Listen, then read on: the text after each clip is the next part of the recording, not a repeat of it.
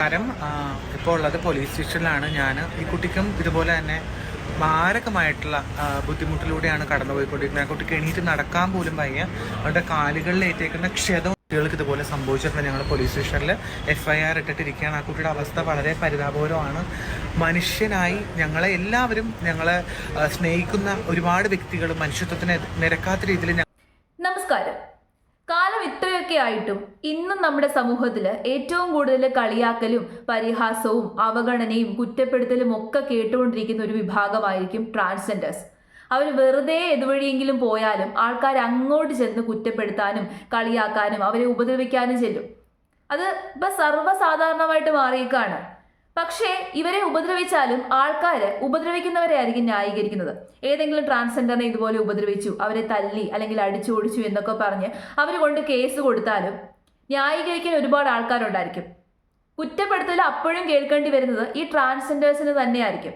അവരെ ഉപദ്രവിച്ചിട്ടുണ്ടെന്നുണ്ടെങ്കിൽ അതിന് കൃത്യമായ കാരണം ഉണ്ടായിരിക്കും. അവരുടെ വിഭാഗമേ അങ്ങനെയല്ലേ, ആ വർഗമേ കണക്കാണ്, അതുകൊണ്ടാണ് അവരെ ഉപദ്രവിച്ചത്. ഇങ്ങനെ ഒരു മുൻവിധിയോട് കൂടിയിട്ടായിരിക്കും ആൾക്കാർ അതിനെ സമീപിക്കുന്നത്. അപ്പം ഞാൻ ഇപ്പോൾ ഇട്ടേക്കുന്ന ഈ വീഡിയോ, ഇത് സ്വീറ്റി എന്ന് പറയുന്ന പുള്ളിക്കാരി ഒരു ഇൻഫ്ലുവൻസർ ആണ്, ഒരു ട്രാൻസ്ജെൻഡർ ആണ്. ഇൻസ്റ്റഗ്രാമിൽ പുള്ളിക്കാരി പോസ്റ്റ് ചെയ്തിട്ടുള്ള വീഡിയോ ആണ് ഞാൻ ഈ കാണിച്ചേക്കുന്നത്. ഈ വീഡിയോ ഇട്ടപ്പോഴും പോലീസിൽ കൊണ്ടുപോയി പരാതി കൊടുക്കാൻ വേണ്ടി പോവാണ്. അതിനകത്ത് കൃത്യമായിട്ട് കാണുന്നുണ്ട് ആ ട്രാൻസ് വുമൺസിൻ്റെ ഒക്കെ തന്നെ തൊടയിൽ നല്ല പാടുണ്ട്. അത്രയും ശക്തമായിട്ട് എന്തെങ്കിലും നല്ല കട്ടിയുള്ള സാധനം കൊണ്ട് തല്ലിയിട്ടുണ്ടെങ്കിൽ മാത്രമേ അങ്ങനെ പാട് വരത്തുള്ളൂ. അത്രയും പാടുണ്ടായിട്ടും അത്രയും അവരെ ഉപദ്രവിച്ചിട്ടും കമന്റ് സെക്ഷൻ നോക്കിക്കഴിഞ്ഞാൽ ഉപദ്രവിച്ചവരെയാണ് കൂടുതൽ ന്യായീകരിക്കുന്നത്. ഇനി ഉപദ്രവിച്ചവരെ ഒക്കെ തന്നെ പിടിച്ചിട്ടുണ്ട്. ആ വീഡിയോയും പുള്ളിക്കാരി പോസ്റ്റ് ചെയ്തിട്ടുണ്ട്. ആ വീഡിയോയും കൂടി ഞാനൊന്ന് കാണിച്ചു തരാം. നിങ്ങൾ ഈ വീഡിയോയിൽ കാണുന്ന സൽപുത്രന്മാരായിട്ടുള്ള മട്ടാഞ്ചേരി സ്വദേശി ഒന്ന് ഷംനാസ്, ഒന്ന് പള്ളുരുത്തി സ്വദേശി ഫാസിൽ എന്നിവരാണ് പിടിയിലായിരിക്കുന്നത്. ഈ ഏമാന്മാരുടെ മക്കിട്ട് വെറുതെ കയറി ചെന്നാണെന്നുള്ള പരാതികളൊക്കെ പല സൽപുത്രന്മാരും കമന്റ് ബോക്സിലൂടെ അറിയിക്കുന്നുണ്ടായിരുന്നു, പ്രമുഖ മാധ്യമങ്ങളിലൂടെയൊക്കെ. പക്ഷേ ഈ ഏമാന്മാരെ കസ്റ്റഡിയിൽ എടുത്തിട്ടുണ്ട് കേട്ടോ. റിമാൻഡും 14 ദിവസം ചെയ്യിച്ചിട്ടുണ്ട്. കണ്ടില്ലേ, അവന്മാര് തെറ്റ് ചെയ്തത് കൊണ്ടായിരിക്കുമല്ലോ, തെറ്റ് സമ്മതിച്ചുകൊണ്ടായിരിക്കുമല്ലോ പോലീസുകാർ അവന്മാരെ പിടിച്ചുകൊണ്ട് പോകുന്നത്. റിമാൻഡും ചെയ്തിട്ടുണ്ട്. പക്ഷെ പിടിച്ചുകൊണ്ട് പോയാലും അവർക്ക് ശിക്ഷ കിട്ടിയാലും നമ്മുടെ സമൂഹം അവരെ മാത്രമേ ന്യായീകരിക്കത്തുള്ളൂ. കാരണം ട്രാൻസ്ജെൻഡേഴ്സ് അടിച്ചോടിക്കേണ്ട വർഗമാണ്. അങ്ങനെയാണ് ആൾക്കാരെ കരുതി വെച്ചേക്കുന്നത്. എല്ലാവരും എല്ലാം തികഞ്ഞവരാണോ? ഇപ്പൊ തന്നെ ഈ കാണിച്ചേക്കുന്ന ഈ വീഡിയോയിൽ കാണിച്ചേക്കുന്ന അവന്മാരെല്ലാം തികഞ്ഞവരാണോ? ഓരോ വ്യക്തിക്കും ഈ ലോകത്ത് ജീവിക്കാനുള്ള അവകാശമുണ്ട്. ആണെന്നോ പെണ്ണെന്നോ വർഗമോ വർണ്ണമോ ഒന്നും കണക്കാക്കണ്ട. ഒരു മനുഷ്യൻ എന്നുള്ള പരിഗണന കൊടുക്കാമല്ലോ. നമുക്ക് നമ്മുടേതായിട്ടുള്ള കാര്യങ്ങൾ ചെയ്ത് ഈ സമൂഹത്തിൽ പോകാമെന്നുണ്ടെങ്കിൽ അവർക്ക് അവരുടെ ജീവിതവുമായിട്ട് സമൂഹത്തിൽ മുന്നോട്ട് പോകാം. അവർക്ക് ഇഷ്ടമുള്ള കാര്യങ്ങൾ ചെയ്യാം. ഇന്ത്യയിൽ ഓരോ പൗരനും കിട്ടുന്ന മൗലിക അവകാശങ്ങളും പേഴ്സണൽ ആയിട്ടുള്ള റൈറ്റുകളും എല്ലാം തന്നെ അവർക്കും ഉണ്ട്. അവരും ഒരു സിറ്റിസൺ ആണ്. ചിലർ പറയും ട്രാൻസ്ജെൻഡേഴ്സിനോട് എങ്ങനെ ബിഹേവ് ചെയ്യേണ്ടതെന്ന് എനിക്ക് അറിയത്തില്ല. എന്തിനാ പ്രത്യേകം പഠിക്കുന്നത്? നമ്മുടെ ഫ്രണ്ടിൽ നിൽക്കുന്ന ഒരു മനുഷ്യൻ, മജ്ജയും മാംസവും ഒക്കെ ഉള്ളൊരു മനുഷ്യനായിട്ട് കണക്കാക്കുക. നമ്മളെ വേദനിപ്പിക്കുമ്പോൾ വേദന എടുക്കുന്നത് പോലെ അവരുടെ ശരീരം വേദനിപ്പിക്കുമ്പോഴും അവർക്കും വേദന എടുക്കും. മനുഷ്യരായിട്ട് പരസ്പരം കാണാൻ ശ്രമിച്ചു കഴിഞ്ഞാൽ ആരിലും ഒരു ഡിഫറൻസ് നമുക്ക് കാണാൻ പറ്റത്തില്ല. പിന്നെ ആൾക്കാർ പറയും, ട്രാൻസ്ജെൻഡേഴ്സ് എല്ലാം ഗുണ്ടാ പരിപാടിയാണ് കാണിക്കുന്നത്, അവർ ഇങ്ങോട്ട് വന്ന് ഉപദ്രവിച്ചിട്ടായിരിക്കും.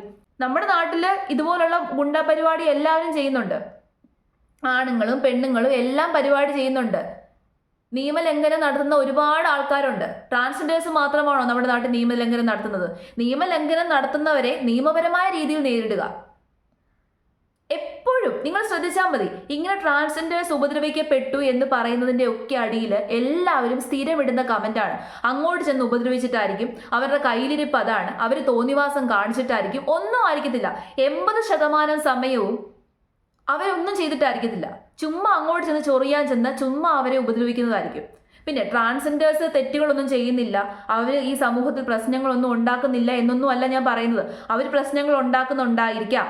അവരങ്ങനെ പ്രശ്നങ്ങൾ ഉണ്ടാക്കുന്നുണ്ടെങ്കിൽ അത് നിയമപരമായിട്ട് നേരിടുക.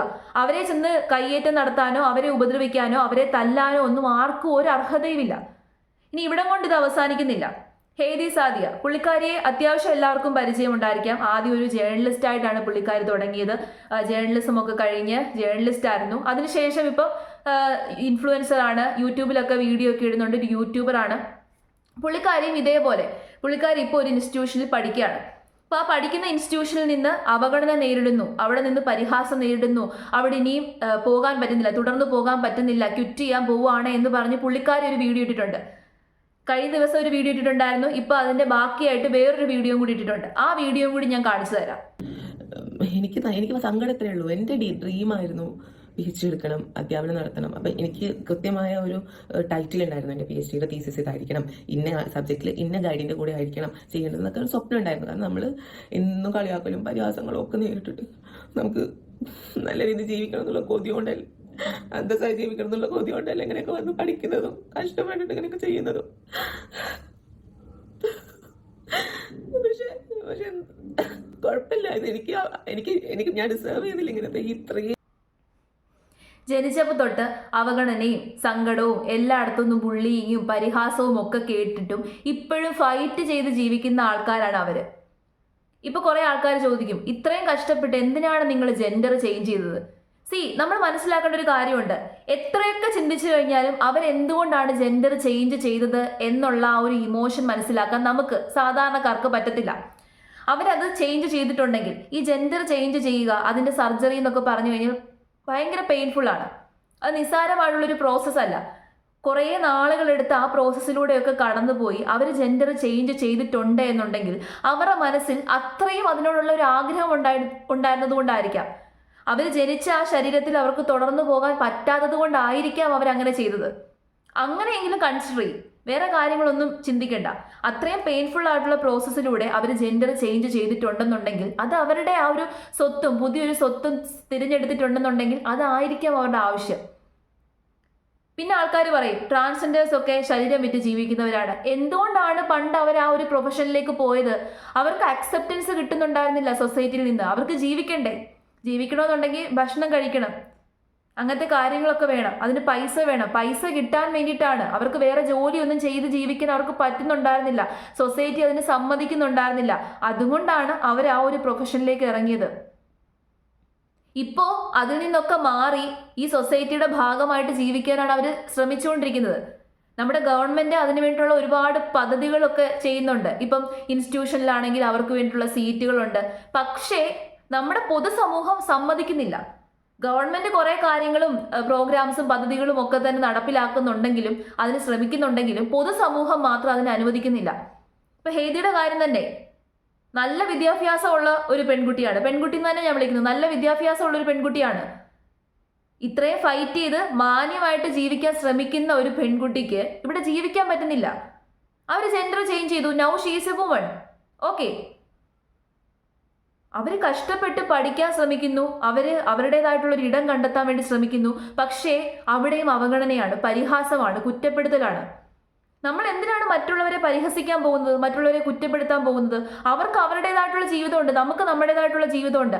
സ്വന്തം ജീവിതത്തെക്കുറിച്ച് ചിന്തിക്കുക, സ്വന്തം ജീവിതത്തെക്കുറിച്ച് കൺസിഡർ ചെയ്യുക, അതുമായിട്ട് മുന്നോട്ട് പോവുക. മറ്റൊരാളുടെ ജീവിതത്തെക്കുറിച്ച് കടന്നു ചെല്ലുകയും അവിടേക്ക് എത്തി നോക്കുകയും ഒന്നും ചെയ്യേണ്ട കാര്യമില്ല. ഒരാൾ നമ്മളെ ഇങ്ങോട്ട് ഉപദ്രവിക്കാൻ വരുന്നിടം വരെ മറ്റൊരാളുടെ ജീവിതത്തെക്കുറിച്ചോ അല്ലെങ്കിൽ അയാളെ അങ്ങോട്ട് ഉപദ്രവിക്കാനോ ഒന്നും നമുക്ക് അവകാശമില്ല. അവരവരുടെ ജീവിതമായിട്ട് പൊക്കോട്ടെ, നമുക്ക് നമ്മുടെ ജീവിതമായിട്ട് പോയാൽ പോരെ. അവർ കഷ്ടപ്പെട്ട് അവർക്ക് അവരുടേതായിട്ടുള്ളൊരു ജീവിതം അവർ ഉണ്ടാക്കിയെടുത്തോട്ടെ. എന്തിനാണ് വെറുതെ ഉപദ്രവിക്കാൻ ചെല്ലുന്നത്? എന്തിനാണ് വെറുതെ പരിഹസിക്കാൻ വേണ്ടി ചെല്ലുന്നത്? ഇങ്ങനെ പരിഹസിക്കാൻ പോകുന്നവർ ഒറ്റ കാര്യം മാത്രം ആലോചിച്ചാൽ മതി, നിങ്ങളെല്ലാം തികഞ്ഞവരാണോ? ഈ ലോകത്തുള്ള ഏത് മനുഷ്യരാണ് എല്ലാം തികഞ്ഞവരായിട്ട് ജനിച്ചിട്ടുള്ളത്? ആരുമില്ല. 100 പോയിട്ട് 90% എല്ലാം തികഞ്ഞവരായിട്ടുള്ള ഒരു മനുഷ്യനെ നമുക്ക് കാണാൻ പറ്റത്തില്ല. എല്ലാവരും ഇംപെർഫെക്റ്റ് ആണ്. എല്ലാ മനുഷ്യനും ഇംപെർഫെക്റ്റ് ആണ്. അവരും ഇംപെർഫെക്റ്റ് ആണ്, നമ്മളും ഇംപെർഫെക്റ്റ് ആണ്. അത് മാത്രം കൺസിഡർ ചെയ്യുക. മനുഷ്യനായിട്ട് പരിഗണിക്കുക, മനുഷ്യനായിട്ട് അവരെയൊക്കെ ട്രീറ്റ് ചെയ്യുക. നമ്മളും മനുഷ്യരാണ്, അവരും മനുഷ്യരാണ്. മനുഷ്യന്മാർക്ക് കൊടുക്കുന്ന പരിഗണന മാത്രം അവർക്ക് കൊടുത്താൽ മതി. അവർക്ക് പ്രത്യേകിച്ച് നമ്മളൊന്നും കൊണ്ട് കൊടുക്കണ്ട. അവർ കഷ്ടപ്പെട്ട് അവർക്ക് വേണ്ട കാര്യങ്ങളൊക്കെ നേടിയെടുത്തോളൂ. അക്സെപ്റ്റ് ചെയ്തില്ലെങ്കിലും അവരെ അങ്ങോട്ട് ചെന്ന് ഉപദ്രവിക്കാതിരിക്കുക. നമ്മുടെ അക്സെപ്റ്റൻസ് വേണ്ട അവർക്ക്, നമ്മൾ ഉപദ്രവിക്കാതിരുന്നാൽ മതി.